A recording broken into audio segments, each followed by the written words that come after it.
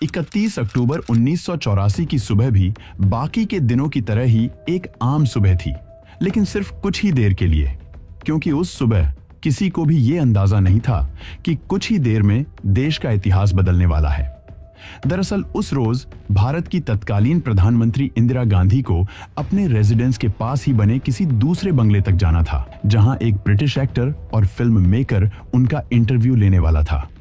दोनों इमारतें काफी नजदीक थीं, इसलिए कार मंगाने के बजाय उन्होंने पैदल जाने का फैसला किया।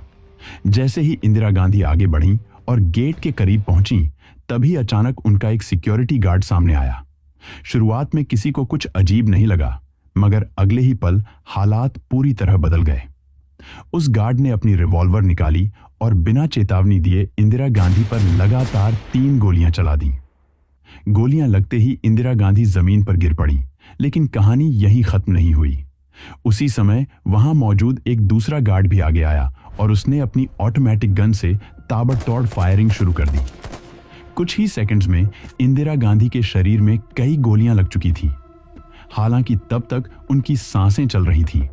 हालात गंभीर थे, इसलिए उन्हें तुरंत हॉस्पिटल ले जाया गया, लेकिन तमाम कोशिशों के बावजूद डॉक्टर्स उनकी जान नहीं बचा पाए। जब यह खबर बाहर आई तो पूरा देश सन्न रह गया। लोग यह मानने को तैयार ही नहीं थे कि भारत की प्रधानमंत्री की हत्या उनके ही सिक्योरिटी गार्ड्स ने कर दी थी। हर तरफ शौक, गुस्सा और सवाल थे। इस वीडियो में हम 2D एनिमेशन के जरिए बताएंगे कि आखिर क्यों और कैसे इंदिरा गांधी की हत्या की गई। दरअसल इंदिरा गांधी की मौत को समझने के लिए 31 अक्टूबर 1984 की सुबह से नहीं, बल्कि उससे लगभग 2 दशक पहले शुरू करना जरूरी है, क्योंकि यह कोई अचानक हुई घटना नहीं थी, बल्कि वर्षों से बन रही राजनीतिक, सामाजिक और वैचारिक दरारों का अंतिम विस्फोट थी। 1966 में जब इंदिरा गांधी पहली बार भारत की प्रधानमंत्री बनी तो बहुत कम लोगों ने उन्हें गंभीरता से लिया। कांग्रेस के भीतर ही उन्हें एक अस्थायी विकल्प माना जा रहा था। विपक्ष उन्हें कमजोर कहता था और विदेशी मीडिया उन्हें गूंगी गुड़िया जैसी उपाधियों से नवाज रहा था। लेकिन इंदिरा गांधी ने बहुत जल्दी यह साफ कर दिया कि सत्ता उनके लिए सिर्फ पद नहीं, बल्कि नियंत्रण का औजार है। 1969 में कांग्रेस का विभाजन हुआ और इंदिरा गांधी ने संगठन के पुराने दिग्गजों को किनारे कर अपनी अलग कांग्रेस खड़ी कर दी। यही वह मोड़ था जहां से उनका शासन धीरे धीरे व्यक्तिवादी होता चला गया। 1971 के चुनावों में गरीबी हटाओ का नारा सिर्फ एक चुनावी वाक्य नहीं था, बल्कि सत्ता को जनता के नाम पर केंद्रीकृत करने की रणनीति थी। कांग्रेस को ऐतिहासिक बहुमत मिला और इंदिरा गांधी देश की निर्विवाद नेता बन गई। उसी साल पाकिस्तान के साथ युद्ध हुआ, बांग्लादेश बना और इंदिरा गांधी का कद अंतर्राष्ट्रीय स्तर पर भी बहुत बड़ा हो गया। 1974 में पोखरण परमाणु परीक्षण ने उन्हें ताकतवर नेता के रूप में स्थापित किया। लेकिन इसी दौर में सत्ता के साथ असहिष्णुता भी बढ़ने लगी। विरोध को दबाया जाने लगा और आलोचना को देशद्रोह की तरह देखा जाने लगा। 1975 में इलाहाबाद हाईकोर्ट के फैसले ने इंदिरा गांधी की वैधता पर सवाल खड़े कर दिए और यहीं से वह मोड़ आया जिसने भारतीय लोकतंत्र की दिशा बदल दी। 25 जून 1975 की आधी रात को देश में आपातकाल लागू कर दिया गया। नागरिक अधिकार निलंबित कर दिए गए, प्रेस पर सेंसरशिप लगी और हजारों राजनीतिक विरोधियों को जेल में डाल दिया गया। यह वह दौर था जब सत्ता के डर ने चुप्पी को जन्म दिया और चुप्पी ने अंदर ही अंदर गुस्से को पनपने दिया। 1977 में चुनाव हुए और जनता ने इंदिरा गांधी को सत्ता से बाहर कर दिया। यह उनकी पहली बड़ी हार थी, लेकिन यह अंत नहीं था, बल्कि एक ठहराव था। इंदिरा गांधी ने इस हार से यह सीखा कि सत्ता खोई जा सकती है, लेकिन वापस भी लाई जा सकती है। और इसी वापसी की राजनीति में पंजाब एक अहम मोहरा बन गया। पंजाब उस समय पहले से ही असंतोष से भरा हुआ था। 1966 में राज्य के पुनर्गठन के बाद सिख पहचान और राजनीतिक अधिकारों को लेकर बहस जारी थी। अकाली दल आनंदपुर साहिब प्रस्ताव के जरिए अधिक स्वायत्तता की मांग कर रहा था। यह मांग संवैधानिक दायरे में थी, लेकिन केंद्र सरकार इसे शक की निगाह से देख रही थी। इसी बीच कांग्रेस ने पंजाब में अकाली दल को कमजोर करने के लिए एक अलग रास्ता चुना और यही वह फैसला था जो आगे चलकर जानलेवा साबित हुआ। इसी दौर में एक धार्मिक प्रचारक के रूप में उभरे जरनैल सिंह भिंडरावाले को परोक्ष रूप से बढ़ावा दिया गया। शुरुआती वर्षों में भिंडरावाले एक कट्टर धार्मिक वक्ता थे जो नशे और सामाजिक बुराइयों के खिलाफ बोलते थे। ग्रामीण सिख युवाओं में उनकी पकड़ मजबूत होती गई और कांग्रेस को लगा कि उनके जरिए अकाली दल के राजनीतिक आधार को तोड़ा जा सकता है। लेकिन राजनीति में पाले गए ऐसे किरदार अक्सर नियंत्रण से बाहर हो जाते हैं। भिंडरावाले की भाषा धीरे धीरे और उग्र होती गई। उनके भाषणों में अब सिर्फ धार्मिक सुधार नहीं बल्कि सशस्त्र प्रतिरोध के संकेत मिलने लगे। 1980 में इंदिरा गांधी फिर से सत्ता में लौटी और इसी समय पंजाब में हालात तेजी से बिगड़ने लगे। हत्या, डर और अविश्वास का माहौल बनने लगा। पुलिस और प्रशासन पर सवाल उठने लगे और धीरे धीरे भिंडरावाले सिख उग्रवाद का सबसे बड़ा चेहरा बनते चले गए। गोल्डन टेम्पल परिसर में उनका प्रभाव बढ़ता गया और हथियारों का जमावड़ा होने लगा। यह अब सिर्फ कानून व्यवस्था का मामला नहीं रहा था बल्कि राज्य की संप्रभुता से जुड़ा प्रश्न बन चुका था। इंदिरा गांधी इस स्थिति को समझ रही थी, लेकिन उनके सामने विकल्प सीमित थे। अगर वह सख्ती करती तो सिख समुदाय में असंतोष बढ़ता और अगर वह नरमी दिखाती तो राज्य कमजोर दिखाई देता। कई दौर की बातचीत, असफल समझौते और राजनीतिक दबावों के बाद स्थिति उस बिंदु पर पहुंच गई जहां कोई भी फैसला नुकसान के बिना संभव नहीं था। और इसी असमंजस, इसी देरी और इसी राजनीतिक गणना के बीच वह चिंगारी सुलगती रही जो आगे चलकर 1984 की आग बनने वाली थी। और जैसे जैसे पंजाब में हालात बिगड़ते गए, दिल्ली में बैठे नीति निर्माताओं के सामने विकल्प कम होते चले गए। 1981 से 1983 के बीच पंजाब में हिंसा की घटनाएं बढ़ीं, पुलिस अधिकारियों की हत्याएं हुईं, राजनीतिक कार्यकर्ताओं को निशाना बनाया गया और आम नागरिकों के मन में डर बैठने लगा। भिंडरावाले अब सिर्फ एक धार्मिक वक्ता नहीं रहे थे बल्कि उनके आसपास सशस्त्र समर्थकों का घेरा बन चुका था। गोल्डन टेम्पल परिसर में उनकी मौजूदगी प्रतीकात्मक नहीं बल्कि रणनीतिक हो चुकी थी। वहां हथियार जमा होने की खबरें खुफिया एजेंसियों तक पहुंच रही थीं। केंद्र सरकार के पास लगातार रिपोर्टें आ रही थीं कि अमृतसर में स्थिति नियंत्रण से बाहर जा रही है।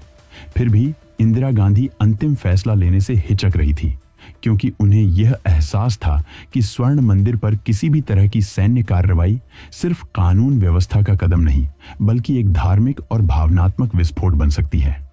महीनों तक बातचीत के प्रयास हुए, अकाली दल के नेताओं से मुलाकातें हुईं, बीच बीच में नरमी और सख्ती के संकेत दिए गए, लेकिन जमीन पर हालात लगातार बिगड़ते चले गए।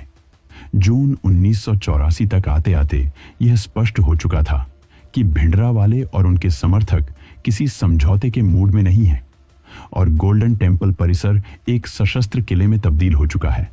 सेना और खुफिया एजेंसियों का दबाव बढ़ रहा था कि अगर अब भी कार्रवाई नहीं हुई तो स्थिति हाथ से पूरी तरह निकल सकती है।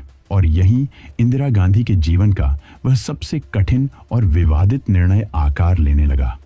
जून 1984 की शुरुआत में ऑपरेशन ब्लू स्टार को अंतिम मंजूरी दी गई। यह फैसला बंद कमरे में लिया गया था और बहुत सीमित लोगों को इसकी जानकारी थी। उद्देश्य साफ बताया गया था कि उग्रवादियों को हटाना है, धार्मिक स्थल को नुकसान नहीं पहुंचाना है और आम नागरिकों की जान बचानी है।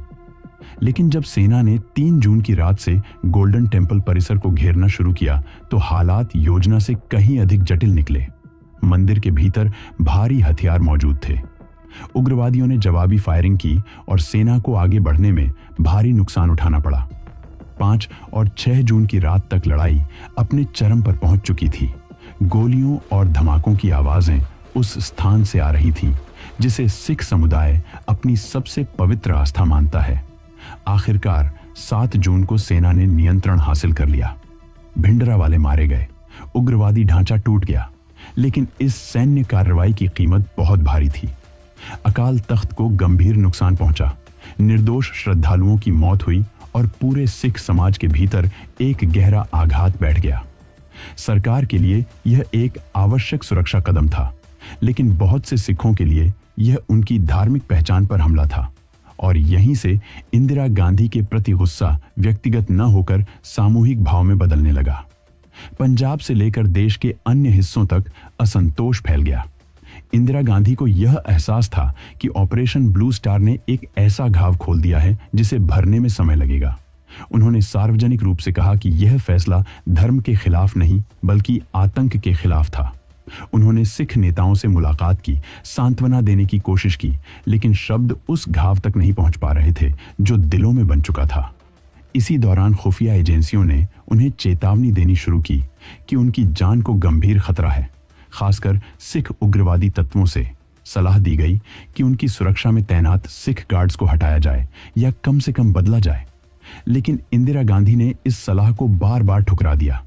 उनका मानना था कि ऐसा करना पूरे सिख समुदाय को दोषी ठहराने जैसा होगा और इससे हालात और बिगड़ेंगे। उन्होंने अपने सबसे करीबी लोगों से कहा था कि अगर मैं अपने सिख सुरक्षा कर्मियों को हटाती हूं तो यह मेरे फैसले की नैतिक हार होगी। उन्हें अपने सुरक्षा कर्मियों पर भरोसा था और शायद इसी भरोसे ने उन्हें खतरे की गंभीरता से दूर कर दिया। इन्हीं सुरक्षा कर्मियों में शामिल थे बेअंत सिंह और सतवंत सिंह, जो वर्षों से प्रधानमंत्री की सुरक्षा में तैनात थे। ऑपरेशन ब्लू स्टार के बाद बेअंत सिंह के भीतर गहरा मानसिक उथल पुथल शुरू हो चुका था। वह खुद को अपमानित और आहत महसूस करने लगा था। गुरुद्वारों में होने वाली कथाएं, आसपास का माहौल और निजी बातचीत उसके भीतर बदले की भावना को धीरे धीरे मजबूत कर रही थी और इसी भावना ने एक ऐसे निर्णय को जन्म दिया जो आगे चलकर न सिर्फ इंदिरा गांधी की बल्कि पूरे देश की किस्मत बदलने वाला था। जबकि बाहर से सब कुछ सामान्य दिख रहा था, प्रधानमंत्री अपने रोजमर्रा के कामों में व्यस्त थी। विदेशी मेहमानों से मिलने की तैयारी कर रही थी और 31 अक्टूबर की सुबह भी उन्हें बस एक सामान्य दिन लग रहा था। लेकिन वास्तव में वह सुबह एक ऐसे तूफान से ठीक पहले की शांति थी जिसकी आहट बहुतों ने सुनी थी, लेकिन समय रहते उसे रोक नहीं पाया। और 31 अक्टूबर 1984 की वह सुबह बाहर से बिल्कुल साधारण लग रही थी। दिल्ली में सूरज रोज की तरह निकला था। प्रधानमंत्री आवास एक सफदरजंग रोड पर रोजमर्रा की हलचल थी और इंदिरा गांधी अपने तय कार्यक्रम के अनुसार तैयार हो रही थी। उस दिन उन्हें एक विदेशी मेहमान से मिलना था। ब्रिटिश अभिनेता और फिल्म मेकर पीटर युस्टिनोव उनसे एक डॉक्यूमेंट्री के लिए इंटरव्यू लेने वाले थे। इंटरव्यू का स्थान उनके आवास से कुछ ही कदमों की दूरी पर स्थित एक दूसरा बंगला था। इसलिए इंदिरा गांधी ने कार लेने के बजाय पैदल जाने का फैसला किया। यह फैसला न तो असामान्य था और न ही लापरवाही माना जा सकता था, क्योंकि यह रास्ता पूरी तरह सुरक्षित माना जाता था। सुबह करीब 9 बज रहे थे। इंदिरा गांधी अपने निजी सचिव R.K. धवन के साथ बाहर निकली। उन्होंने हल्के रंग की साड़ी पहन रखी थी और चेहरे पर वही परिचित आत्मविश्वास था जो वर्षों से देश ने देखा था। जैसे ही वह आवास के गेट की ओर बढ़ी, वहां तैनात सुरक्षा कर्मियों ने उन्हें सलाम किया। उन्हीं में से एक था बेअंत सिंह, वही व्यक्ति जिस पर उन्होंने तमाम चेतावनियों के बावजूद भरोसा बनाए रखा था। जैसे ही इंदिरा गांधी उसके सामने पहुंची, उन्होंने हल्की मुस्कान के साथ उसे नमस्ते कहा।